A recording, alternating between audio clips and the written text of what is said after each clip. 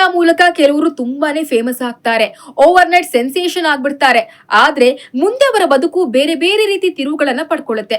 ಸದ್ಯಕ್ಕೆ ಇದಕ್ಕೆ best example ಯಾರಪ್ಪ ಅಂತಂದ್ರೆ ಕುಂಭಮೇಳದ ಮೋನಾಲಿಸಾ ಭೋಸ್ಲೆ.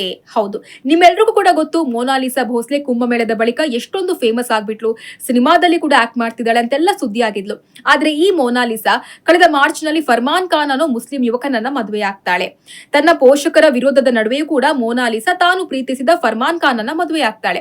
ಇನ್ನು ಈ ವಿಚಾರ ದೇಶದಾದ್ಯಂತ ದೊಡ್ಡ ಮಟ್ಟದಲ್ಲಿ ಸುದ್ದಿ ಕೂಡ ಆಗುತ್ತೆ. ಈ ಮೋನಾಲಿಸಾಗ್ ಏನಾಗಿದೆ, ಯಾಕೆ ಮುಸ್ಲಿಂ ವ್ಯಕ್ತಿಯನ್ನ ಮದುವೆ ಆಗಿದ್ದಾಳೆ ಅಂತ ಒಂದಿಷ್ಟು ಜನ ಆಕೆ ವಿರುದ್ಧ ಆಕ್ರೋಶವನ್ನ ವ್ಯಕ್ತಪಡಿಸ್ತಾರೆ. ಇನ್ನು ಮೋನಾಲಿಸಾ ಕೂಡ ಈ ಸಂದರ್ಭದಲ್ಲಿ ಪೊಲೀಸರ ಮುಂದೆ ಬೇಡಿಕೆಯನ್ನು ಇಡ್ತಾಳೆ, ದಯವಿಟ್ಟು ನಮ್ಗೆ ಜೀವ ರಕ್ಷಣೆ ಕೊಡಿ, ನಮ್ಮ ಪ್ರಾಣಕ್ಕೆ ಕುತ್ತಿದೆ ಅಂತ ಒಂದಿಷ್ಟು ಆರೋಪಗಳನ್ನ ಮಾಡ್ತಾರೆ.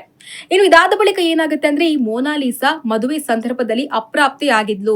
ಆಕೆಗೆ ಇನ್ನೂ ಕೂಡ 18 ವರ್ಷ ತುಂಬಿಲ್ಲ ಅನ್ನೋದು ಗೊತ್ತಾಗುತ್ತೆ.